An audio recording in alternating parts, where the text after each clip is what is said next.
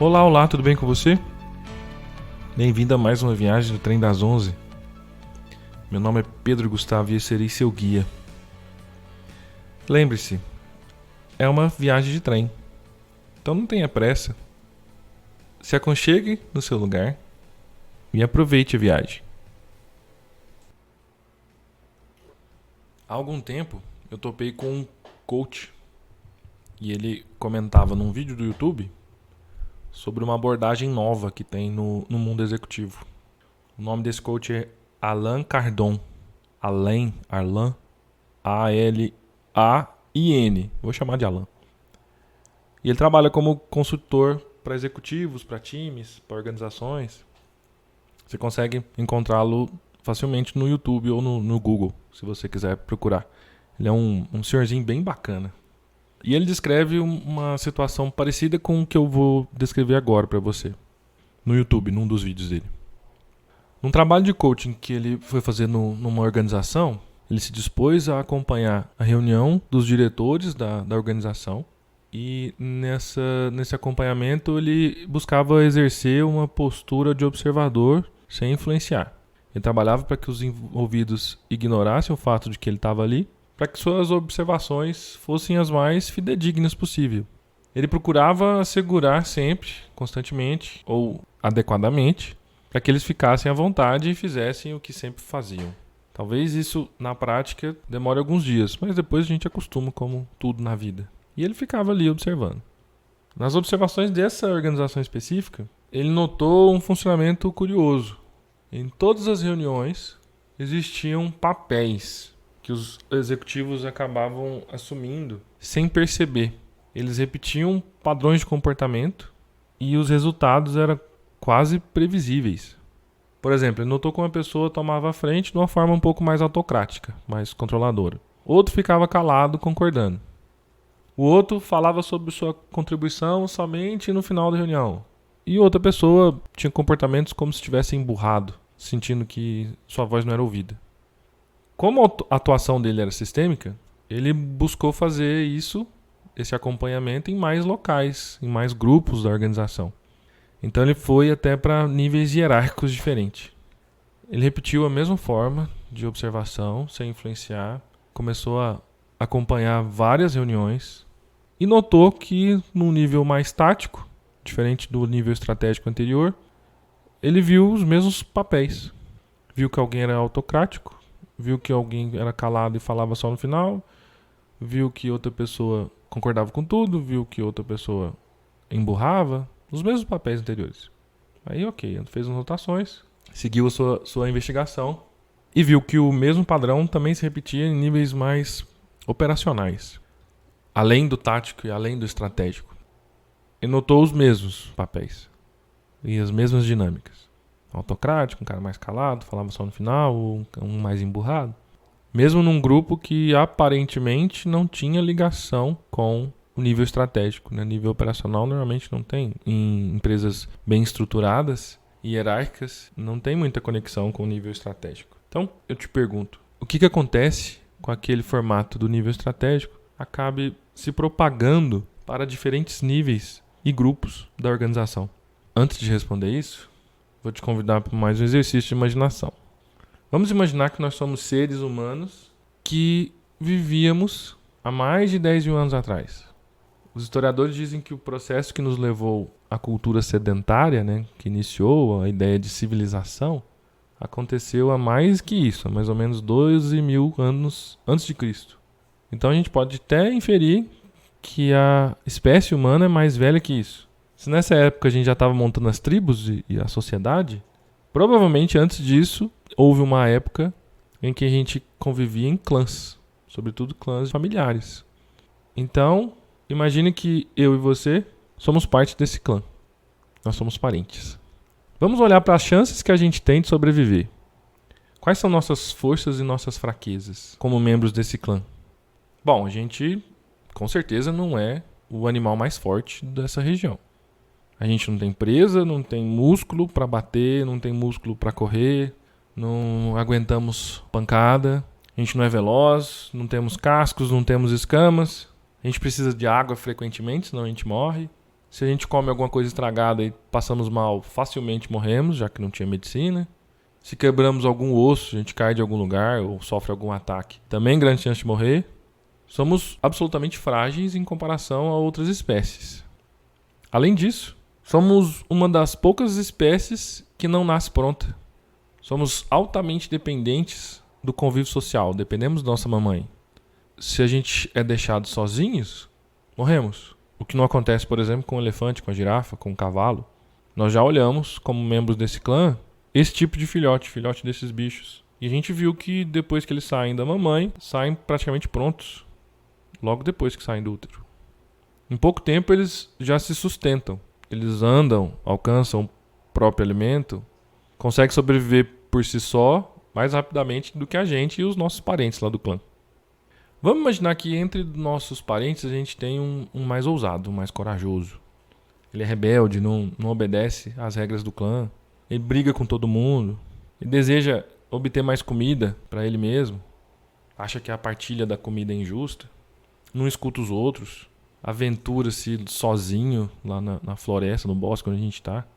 O que acontece com essa pessoa em pouquíssimo tempo? Morre. Se afasta, briga com todo mundo, acaba aumentando as chances de não sobreviver ao ataque de algum bicho, por exemplo, ou de algum clã inimigo. Ou acaba com mais chances de beber de uma fonte de água que a água é tóxica, ou comer alguma fruta venenosa, ou ser mordido por algum bicho venenoso. No livro Gênio Egoísta, do Richard Dawkins, ele diz que a gente basicamente é uma máquina que serve à sobrevivência dos genes. Genes, aqueles pedacinhos que ficam lá no nosso DNA. E essa perspectiva é muito interessante. É como se, através dessa perspectiva, ele olhasse com os olhos do gene, né? Ele está olhando como se ele fosse um gene e olhando para o que o envolve. E ele percebe, fazendo isso, que o motivo de ser do gene é se propagar. Se a coragem e a ousadia eram premiadas com a morte, lá no nosso clã, afinal, tudo era motivo de morte, né? Tudo era arriscado, tudo era ameaçador. Que tipo de comportamentos, ou ainda que tipo de genes, venciam e venceram até hoje essa corrida pela sobrevivência, pela propagação de si mesmo na espécie? Os de medo. Os corajosos morreram, resumidamente. Os medrosos sobreviveram, e a gente é filho dos mais medrosos. Na época, o Richard Dawkins chamou de medo. Claro que já tem, 50 anos esse livro. Eu gosto de uma discriminação nova desse impulso. Eu já chamei lá no meu canal do Telegram e em outras viagens aqui de consciência. De onde que essa consciência vem? Eu aprendi com o Décio de Oliveira, fundador do IDESV, que é um dos institutos de constelações familiares aqui do Brasil, mais famosos, mais bem-sucedidos, que esse funcionamento da corrida dos genes pela sobrevivência advém da seguinte situação. Imagine que, continuamos, né? Somos membros daquele clã de mais ou menos 15 mil anos atrás. E nós temos um primo ali que mora junto com a gente, que tem esses comportamentos ousados, corajosos, ele é independente. Se ele tem esses comportamentos, o que acontece com ele, de acordo com o que a gente já conversou? Ele morre. Ou é muito fácil dele morrer. As pessoas que sobrevivem, então, e que propagam esses genes, e que propagam esses comportamentos, são as que buscam ficar junto. E ficar junto, nesse caso, não significa ficar junto fisicamente. Ou pelo menos não significa só ficar junto fisicamente. Uma das formas que o grupo tinha de garantir a própria sobrevivência era chutar um meliante do grupo. Chutar aquele cara que está atrapalhando, que é muito diferente. Se ele não obedecesse às regras, ou se ele mostrasse características muito diferentes do grupo, a chance dele ser chutado era maior. Porque se todo mundo está tentando sobreviver, é melhor jogar ele pros leões e pros animais e pros clãs inimigos do que o resto. Joga ele longe para que o resto sobreviva. Aí isso foi se agravando à medida que de clãs nós passamos para tribos. Porque pensa, se algum indivíduo aparenta ter comportamentos diferentes da nossa tribo, isso é um sinal de que talvez ele seja de outra tribo. Então muitas vezes isso significava que era um rival, já que está todo mundo buscando por sobreviver. Então surge uma das dinâmicas sociais mais antigas, se não a primeira, e mais prejudiciais para o crescimento da humanidade como um todo. É a separação entre nós e eles. Fazer isso internamente, eu fazer, você fazer, é algo tão intenso que basicamente eu estou falando o nós merece viver e o eles não. E qualquer semelhança com o funcionamento da internet não é mera coincidência, beleza? Se nos afastar tanto fisicamente quanto em valores e comportamentos diferentes que meu grupo tem, significa morte, os que faziam isso morriam. Então os genes deles morriam. Somente os que sobreviveram propagaram os mecanismos de sobrevivência que eles montaram. Então eles acabaram por algum motivo, sei lá, porque o gene criou algo aleatoriamente, como a gente sabe que funciona lá dentro da célula dos genes. Aí esse aleatório foi, por exemplo, um mecanismo que garantia que essa pessoa estava pertencendo ao grupo. Esse mecanismo se assemelha ao mecanismo do equilíbrio, que ele é uma sensação. Nós temos uma sensação que a gente está indo contra algo ou alguém. Esse mecanismo a gente chama de consciência. Quanto mais a gente se afasta do nosso grupo, mais peso na consciência a gente sente. Quanto mais próximo do grupo, mais paz e consciência leve a gente sente. Você já está conseguindo ligar tudo isso que eu falei à história lá do Allan Kardec, lá do início? O Bert Hellinger, que é quem investigou essa consciência, e o Décio aprendeu com ele, fez seus próprios estudos, e agora eu estou te contando. Ele chama esse funcionamento do pertencimento de primeira ordem do amor. Resumidamente, é o princípio do pertencimento. Garantir que todos os sistemas tenham direitos de pertencer é garantir que essa consciência fique leve. E, portanto, garantir menos problemas. Eu fico em paz, gera menos estresse com consciência leve. Consciência pesada significa ansiedade, estresse, qualquer mal-estar, né? Você conhece o que é consciência pesada. No sistema familiar, isso significa que todo mundo faz parte. Quando isso é garantido, a paz. Quando não é garantido, a gente sente consciência pesada. Isso tem uma ligação íntima com comportamentos de sabotagem. Por exemplo, quanto mais diferente somos de nossos ancestrais, nossos pais, nossos avós, mais temos a consciência pesada. Quanto mais parecidos, mais a consciência fica leve. Se não existe algum trabalho de investigação pessoal e a gente segue pautando as nossas decisões em julgamentos da consciência, estamos essencialmente caindo no nós e eles, excluindo alguém e ou repetindo alguém. Isso tem implicação no sucesso pessoal, nos relacionamentos, na saúde, na carreira. Se há, por exemplo, algum padrão de fracasso no sistema familiar, sei lá, há muita falência. Várias pessoas da minha família faliram. Então há chance de que a gente tome decisões na direção do fracasso sem perceber, em nome da consciência leve. Se há algum, por exemplo, padrão de relacionamento, como casamento infeliz, ou tendência a divórcio. Muitas pessoas do meu grupo, da minha família, se divorciaram. Então, se eu não divorcio, fico com consciência pesada. Na carreira, então, já sacou, né? Você já consegue imaginar, já consegue pensar como que isso influencia as escolhas de carreira? Já vou deixar um exercício pessoal. Se você fez o exercício do último podcast, vai ficar muito fácil. Se não, ainda é tempo. O exercício é de investigar sua ancestralidade à procura de padrões. Que padrões têm sido propagados por seus ancestrais até você? Em outras palavras, o que vale na sua família? O que foi propagado como verdadeiro, como valoroso? Por exemplo, na minha família, dormir à tarde é coisa de preguiçoso. Ouvi isso, ouvi a vida inteira. Quando eu dormia, obviamente, acordava mal. Ou tentava me bancar para não dormir à tarde, mesmo que tivesse cansado ou que não tivesse nada. Trabalhar intensamente, sem necessariamente ser pago por isso, também é um valor que eu reconheço na minha família.